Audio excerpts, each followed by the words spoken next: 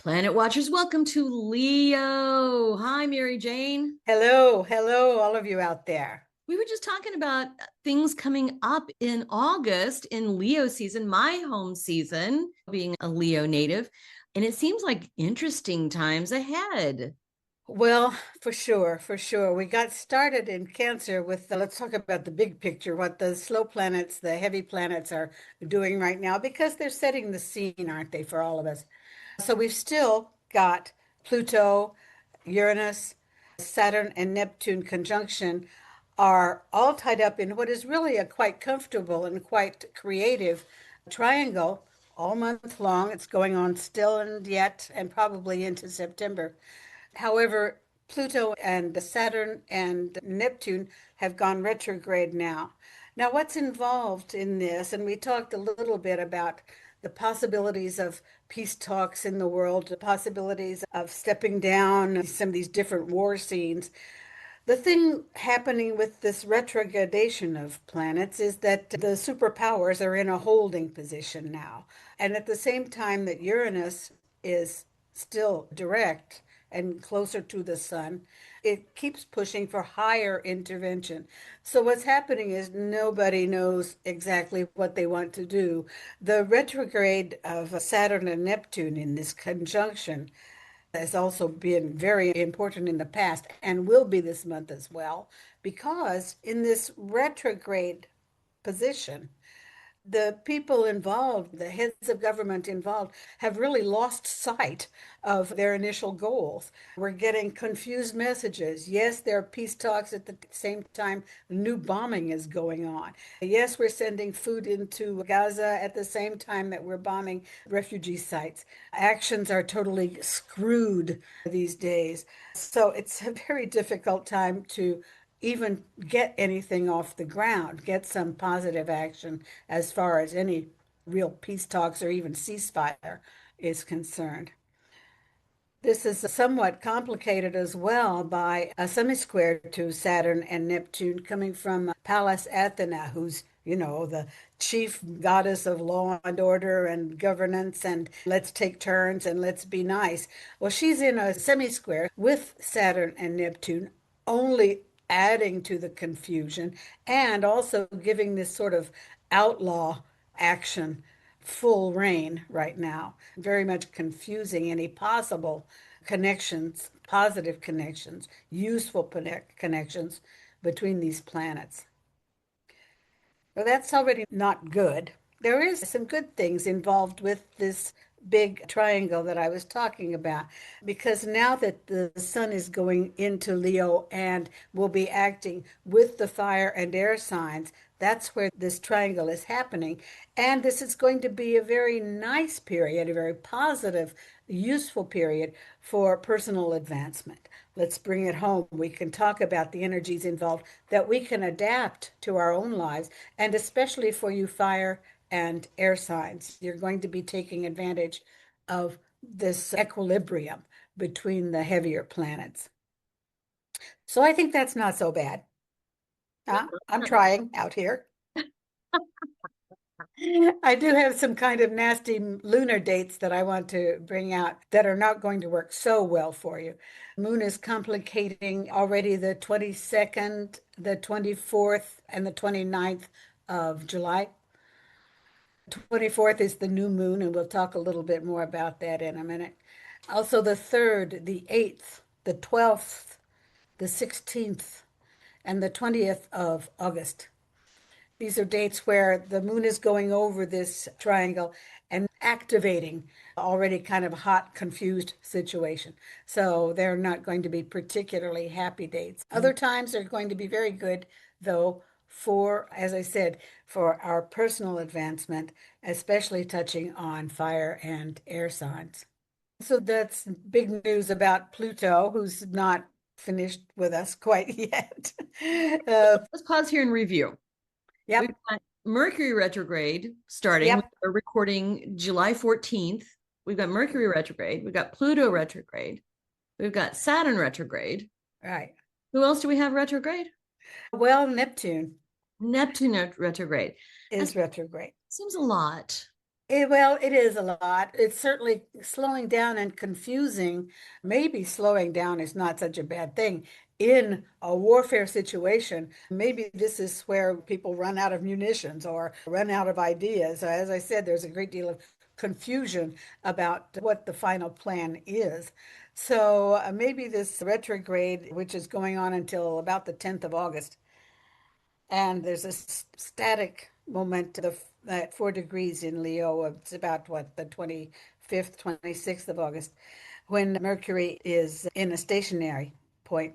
So we're going to be using the direct movement to maybe get some new ideas off the ground, some new mode of communication at least, which is pretty much tied up for the moment until then. Yeah. So we'll need to use, and I always point this out during a Mercury retrograde, it's important for all of us, even down here, just taking care of mundane details, to pay attention to putting things in the mail. Communications are screwed.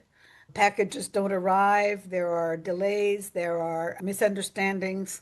Get everything in writing and wait to do any positive action until maybe we'll talk about the 10th of August.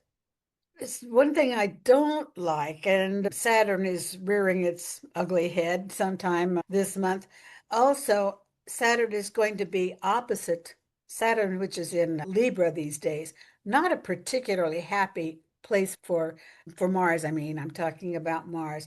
Mars in Libra is the elephant in a china cabinet. You know, he's just making all kinds of stops and starts and creating essentially a lot of misunderstanding. A lot of false communication can go on. Opposite to Saturn and Neptune, this Mars is going to, I think, strengthen the aggressive arguments that are going on. There's a particularly nasty moon there on the 19th of August. So this is maybe not the time you want to talk to your boss about a pay rise or a promotion. This is maybe not the time you want to talk to your next door neighbor about changing the boundaries in the garden. Be careful what kind of discussions you want to have and how you're going to carry them off. That's from the 6th through the 24th of August, actually. Well, that's not a bad idea anyway, to be careful with Well, communications. really not. It's not a bad idea at all. There's some good news, some very nice news actually coming from Jupiter. Jupiter is in a beautiful trine like this, the 120-degree angles that are so useful for comprehension, for getting things done, and is going to be active with Vesta, with the Black Moon, with Juno all month. Now, these are little asteroids that talk a lot about house and home, partnerships, building. I'm thinking this is going to be a wonderful period, and this is all month long, for buying and selling houses, for engaging in home improvements, especially lining up contracts, taking bank loans for these same actions. This is a very good time to be investing in your home, your house and hearth, kitchen repairs, wonderful. With Vesta, it's excellent. Also the chimney, if your fireplace needs fixing or building or changing, now's the time. Also your heating and air conditioning situations. So this is a wonderful time to be taking advantage of that. Particularly good on the 22nd, 23rd of July, also the 19th to the 21st of August, except for the full moon period from the 8th to the 10th of August, when this same sun and moon in opposition is square to all of these other planets. So we don't want to make waves. But other dates in here are going to work very, very well for things that you want to do at home. Sounds, Gardening too, for all that. yeah. I mean, it sounds like a great period amongst all of this other stuff. Well, yes, it's kind of time to take care of things at home. I guess that's the best thing we can do for the moment anyway. Well, and I know that they've got some repairs to make. Yeah, there you go. Well, you've got a good month to do them in. Just to kind of, put down your hammers and saws from the 8th to the 10th of August, where you might hurt yourself. But apart from that, we're pretty good. Now, this same Mars that I was talking about is square to Venus. Let's get down to our personal planets a little bit. Venus and Mars are squared from the 20th until the 30th of July. This is always a bit awkward because, first of all, from desire and design, what do I want and how am I going to get it? Also between the sexes. So it's going to be extremely difficult to understand the language, but it's interracial language between men and women. I'm talking first of all, but all of our love interests in any case, even in same-sex combinations, because this idea of desire and design is just not working very well. The clues aren't there. We're not communicating well in our desires, in our designs. Well, let's jump in here. Desire and Design, of course, is the title of your book. Desire and Design by Mary Jane Staudenmann is available on Amazon.com, Goodreads, bookshop.org, Barnes and Noble, wherever you get books. And it's about Venus, what we desire, and design, how we go about getting it. Right. And that's Mars's. When he's not busy flexing muscles and getting people nervous and excited, he can do a pretty good job of letting us go out and get what we are wanting all this time. So that's the idea anyway, when things are working well. This Right. month looks really tough for all that. There are some difficult dates with the moon making trouble on the 21st and the 24th and the 28th of July. That week looks kind of terrible for romantic situations, also for mother-child relationships. I have to bring that one out because of the interest of the moon in here. So it's a rough month. Things get a little better, not a lot better, as the moon continues making a square to Venus and Saturn, Neptune. On 6th and 7th of August, Mars chimes in and finishes off this major square in the sky. So I don't know. Be kind to each other. Try Oh, to understand what's going on. we should always do that. Yes, well, sometimes it's more difficult than other times, is what I'm pointing out. And this one, it looks as though it's just impossible to understand what the other fellow wants. It's impossible to be there when the other fellow thinks you should be. And this is true with mothers and daughters, mothers and children. And it's true in our amicable and romantic relationships. So anyway, we'll just try to stay cool this summer. Yeah, it's pretty hot here in Kansas City. I understand it's pretty hot in Geneva as well. True, true. It's being very summery, and it's true that tempers are short. And people, we see road rage. We see the most incredible run-ins between people who are, just otherwise just trying to get along. But any spark sets off an argument. And that's foolish behavior. You want to jump up your air conditioning or get your fans out or do whatever you need to do. Ice cream works great. Lemonade is wonderful. Alcohol, a little less so. Right. But whatever it takes to keep an even keel, keep an open mind, enjoy the summer however way you can. Yeah. Yeah, absolutely. Preferably in a kayak on a lake. So There you go. That's your scene, that's my, right? yeah, that's my favorite. And I haven't been out on the lake yet this summer. Oh I haven't, my, that's terrible.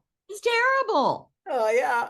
It won't go away, of course, but still, you But want to take advantage of it. I know I've been so busy with my book, Real Life Angel Encounters. Real people share real stories of miraculous encounters on Right. Amazon, on Barnes and Noble, on Goodreads, on bookshop.org. Got to put in the plugs where you can. Yeah, well, absolutely, absolutely. And it looks like a very good set of people's real life encounters with these entities. And yeah, great reading. Yeah, thank you, thank you, thank you. I think so. I think so. And reviews are starting to come in, and it's a bestseller and all kinds of stuff. Wonderful. Super. Well, I'm looking forward to Leo season, of course, all the ups and downs that it brings, but I'm Yeah. looking forward to it. And we'll see you again in your native season, which is Virgo. into Virgo country, which will be showing up. Well, give us a month or two. All right. And then if somebody wants to know how this applies to them, how do they do that? Well, you get in touch with Radiate Wellness Community and you set up an appointment, right? You set up an appointment for a natal chart with me. We'll have a first go at looking at your natal plan from your for your life, the overall general tendencies that are going to see you through, which energies are working for you, which are need some ironing out perhaps. And at the same time, we generally do a yearly horoscope called the solar return. So this is where you get started. This is where you find out where your strengths are, where your weaknesses are, and how you're going to use all this wonderful energy we've got around us to the best advantage. I love that. That's awesome. All right. Thank you Love so to see you. and we'll see you next time in Virgo. Okay. Goodbye, all.